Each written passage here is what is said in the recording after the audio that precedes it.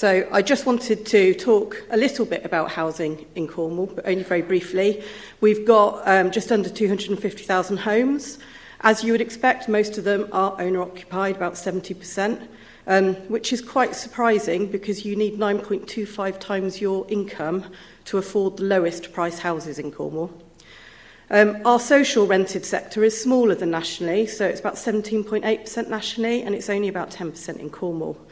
But the growing sector in Cornwall is private renting, and that tends to be where we get some of our worst quality housing as well. And just to throw in, we've got about 3,500 households who live in caravans and mobile structures, which is 3 times the national average. And I have to say that they're not really conducive to health and well-being. So in terms of housing and health, in Cornwall, about 36% of our homes are in poor condition. We've got 43% of homes that aren't on mains gas, which may be a positive in terms of climate change agendas that are emerging. 35% have solid walls, which makes them much harder to heat and insulate. Just over 7% of homes don't have any form of central heating at all in Cornwall. And 10% of dwellings would be classed as being in fuel poverty. And what that means is that we have, and it does fluctuate, but around 300 people each year dying from excess cold. So deaths that don't need to happen. And actually, preventable health problems caused by poor housing cost the NHS over £20 million a year, which is really significant. And if we put £4 million investment in to prevent falls on stairs, actually we could save the NHS £16 million alone.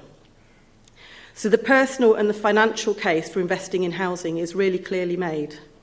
And projects like Smartline are helping us to understand new ways of intervening through technology to deliver better health outcomes. So I did have a think about technology and the role it plays in our homes and what it might offer us in the future.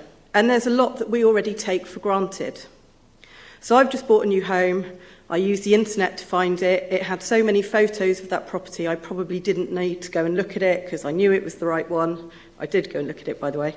We're building homes using modern methods of construction. That cuts labour needs and construction time in half, but it can also reduce costs and it can improve profitability. There are technologies to remotely control your heating, to let you know if someone with dementia leaves their home or forgets to turn off their tap, which allow you to interact with your landlord, pay your rent, report your repairs at a time that's convenient to you. And that led me to think about what technology might offer in the future. So instead of looking at photos on the internet when we're looking for a new home, we're probably going to get a virtual reality tour. Instead of just controlling our heating remotely, we'll have sensors that work out what rooms we use, at what times of the day we use them, how long they take to heat up, and it will adjust the heating accordingly for us. We'll have appliances that pre-warn us that they're going to break, so we can arrange for them to be repaired before they reach the point of breaking.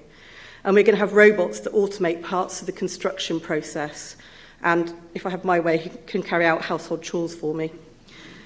And 2 years ago, a Russian company 3D printed a 400 square foot house in 24 hours. Now, I'm not suggesting that that's going to offer us a mainstream solution to housing, but it could allow for personalisation and customisation and bespoke additions to a home. And when we get to innovation like this, we're talking about disruptive technology, which has the power to completely shake up the sector through groundbreaking products. But, and there is always a but, whether you're talking about homes or about places, the critical factor to me is the people. A house is just bricks and mortar and not a home unless we can provide some essential elements. So safety, affordability and good repair are some of those elements, but equally important, if not more so, are the people and pets you share your home with and the memories you make in it. And the same goes for technology. It can do whizzy things, but unless people sign up to it, the applicability and deliverability will be limited. This means that we need to think really carefully about the technologies that we're using and the intended and unintended consequences of them, the way that we introduce them and the way that we monitor them. We may want smarter homes, but we also need people to live smarter lives. And we need to be able to demonstrate that the opportunities and benefits of that technology overcome the weaknesses. So take Alexa, for example. It's really easy to think very quickly about how Alexa could be used to improve care for older people. She can turn on lights, she can adjust thermostats, she can set reminders for people to take their medication, and in part, because she's interactive, she could help begin to address some of those issues of social isolation. All great for health and well-being.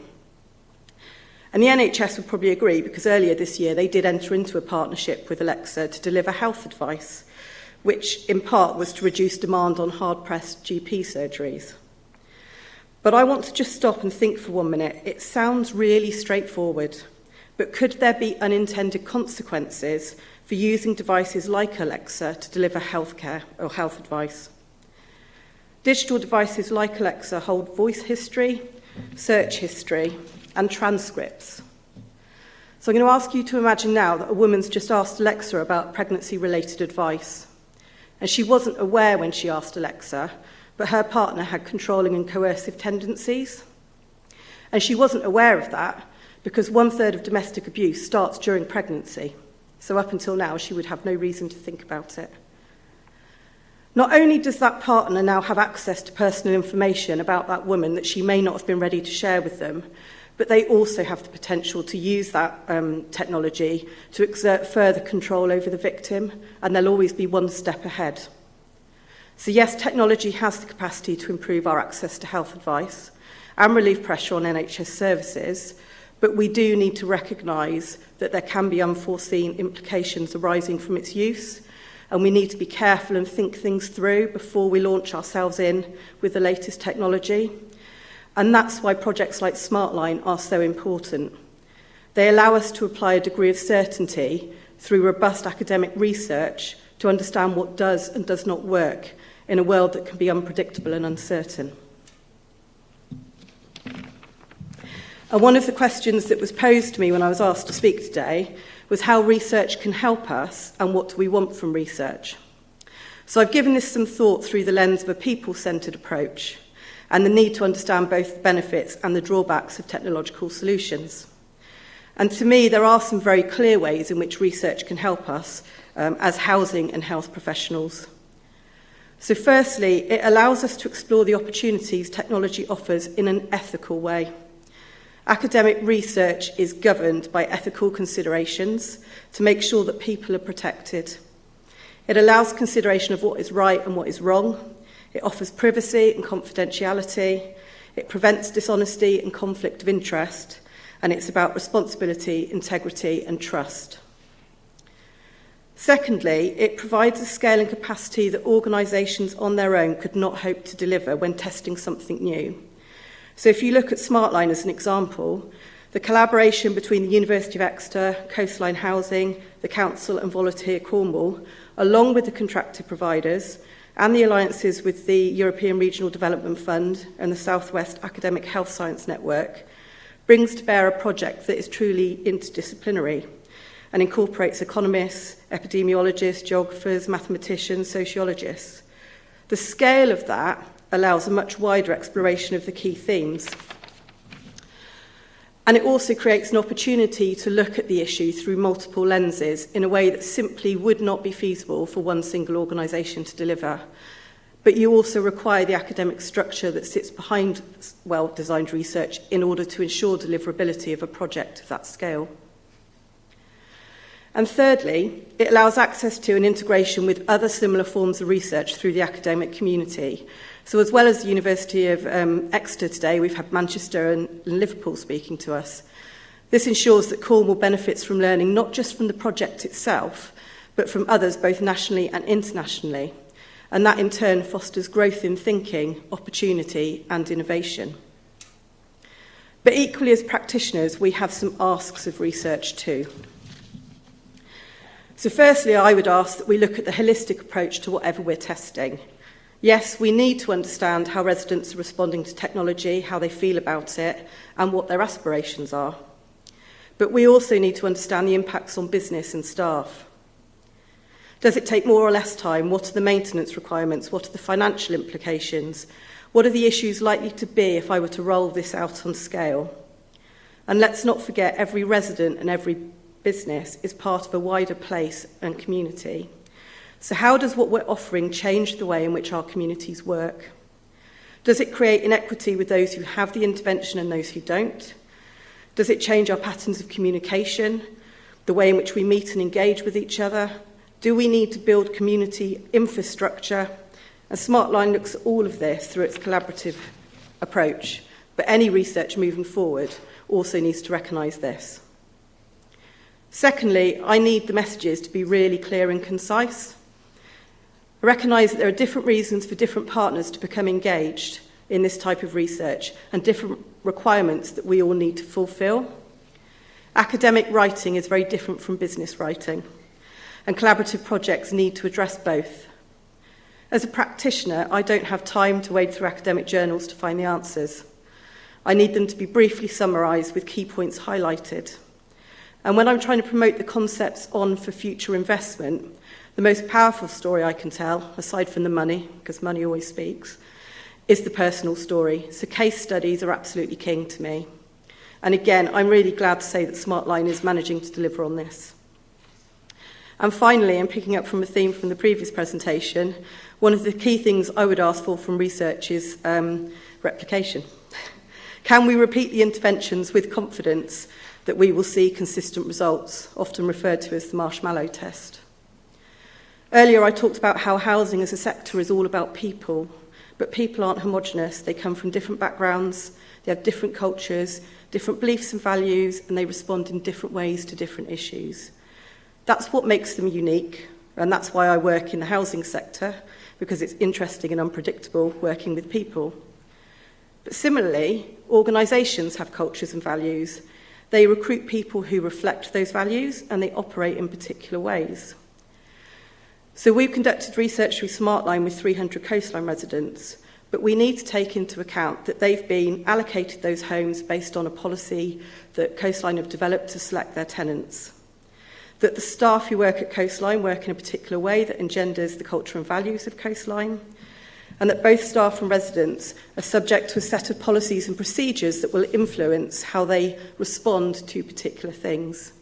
That's not a criticism of Coastline in any way, but it's highlighting that we've already built bias into our research model.